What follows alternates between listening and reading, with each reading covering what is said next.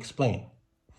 Here I am driving in the city of Whittier, LA, everywhere around, surrounding cities, and every other city, every other city corner, there's a E85 station.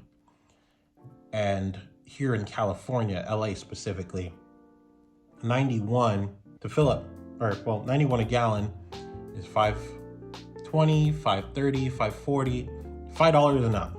Crazy, right? Hold on. When I see E85 prices, they're like $2.89, $2.99.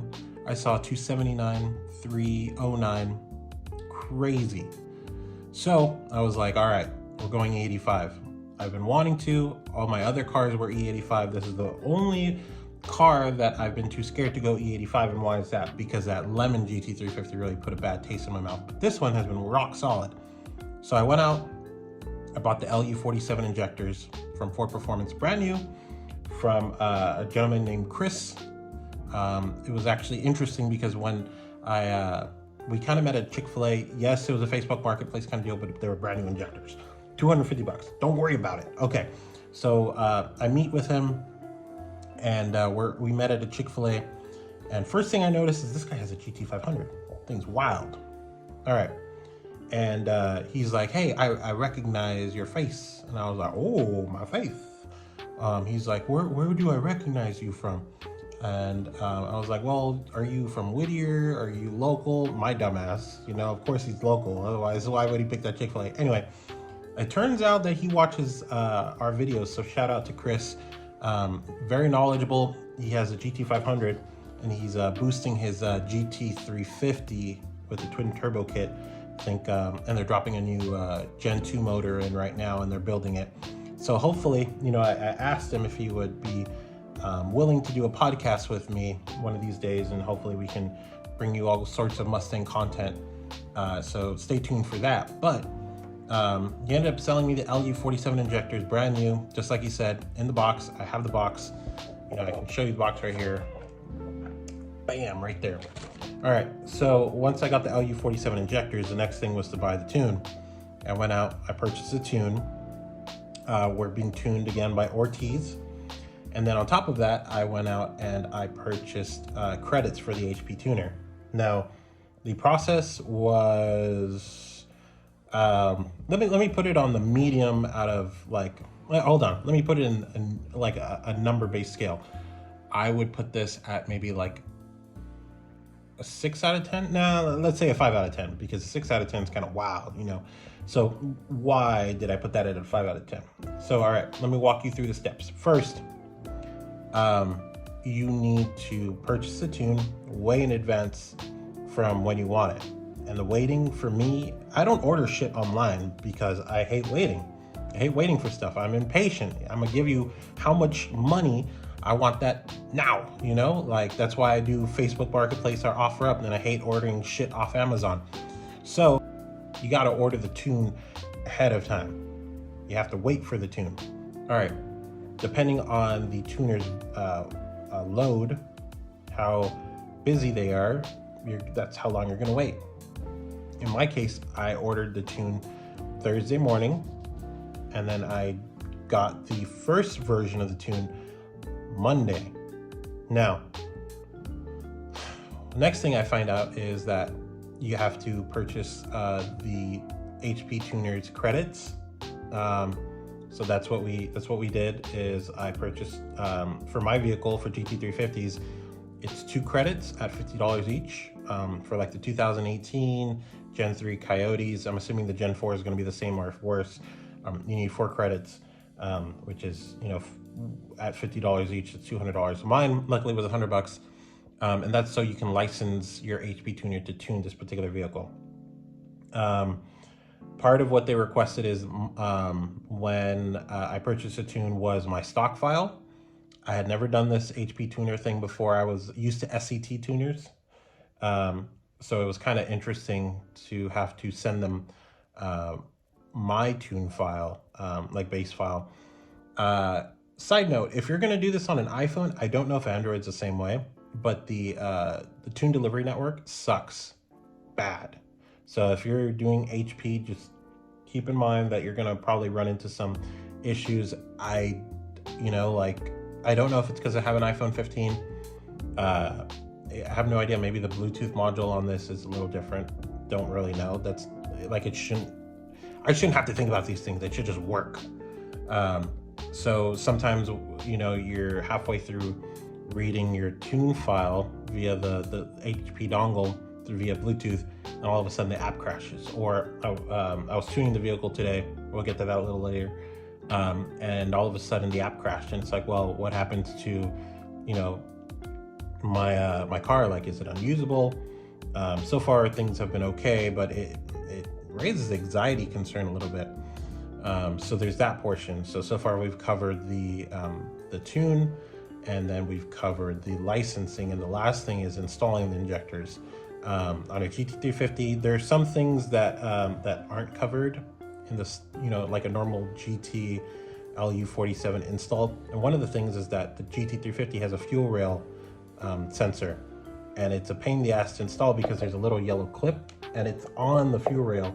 You have to pull out the clip, and then you have to like go under that sensor, and like, I have big hands, so you got to go like, and then you got to take it off, and you got to have some strength for that.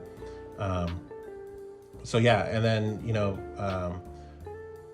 besides that, everything else is pretty straightforward on the GT350 injector install.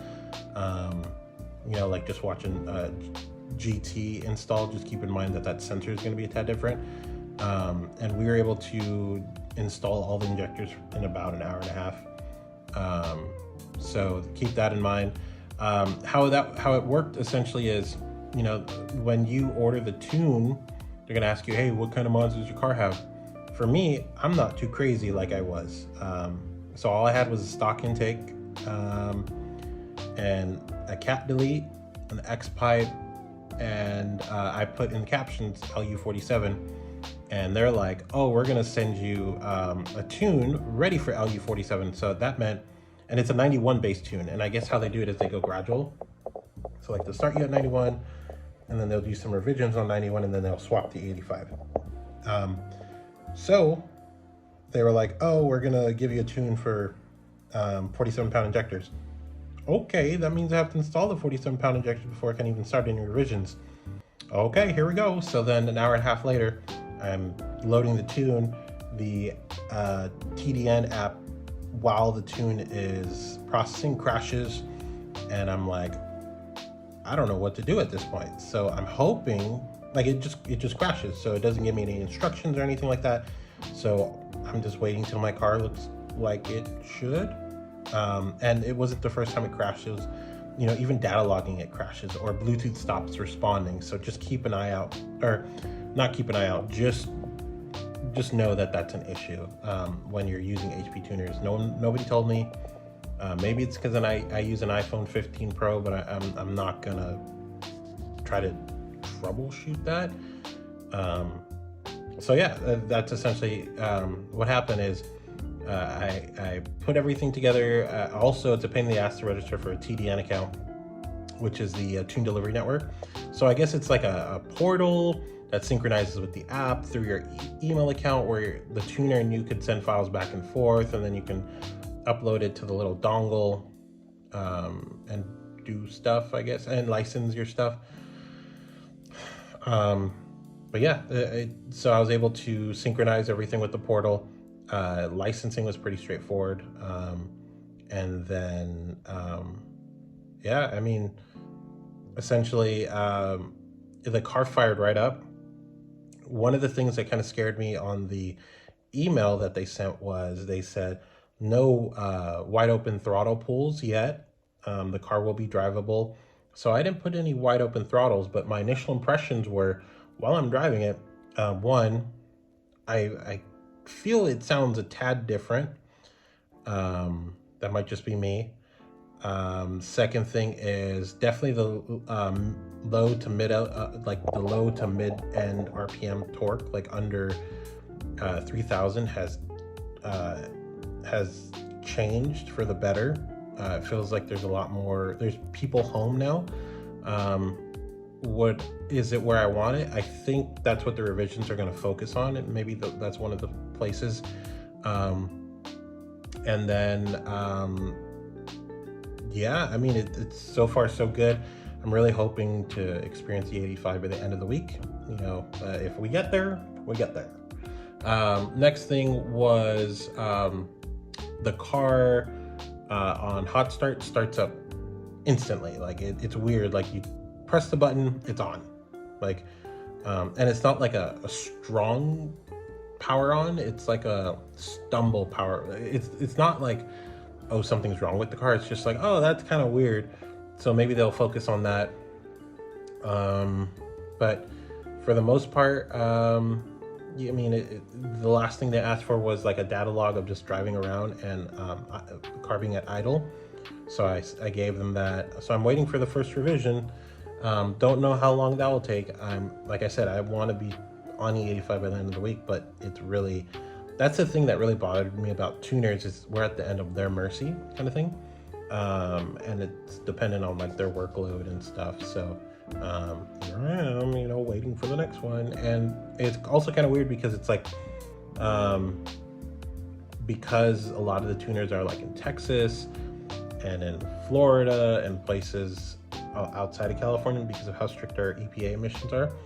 It's kind of annoying because it's like, well, you're, you know, 2 hours ahead of me, 3 hours ahead of me, and it's like, well, who's to say that I needed help at like, I sent the data log like right at 3:05 and like they were done for the day, and it's like, oh well, that's great. So just keep that in mind. That's kind of where we're at right now. E85, I've heard, should be a 50 horsepower gain. And I'm really looking forward to the low end and mid end part of the RPM band that I should see a significant, you know, power increase. Big thing too is that fuel price. So like I mentioned, it was like $5 here in LA for 91, all the way to $6. E85 is like $2 something to $3. Like that would be amazing. You fill up with $45. I put 40 bucks today. It was like half a tank. And I know like I'm driving a Shelby, but at the same time, like if I have a better option, 85 alcohol, like it's a no-brainer. So I just want to get there, and gosh, E85 smells so good. So we're on our way, we're almost there, and I'll keep you guys updated. Thanks.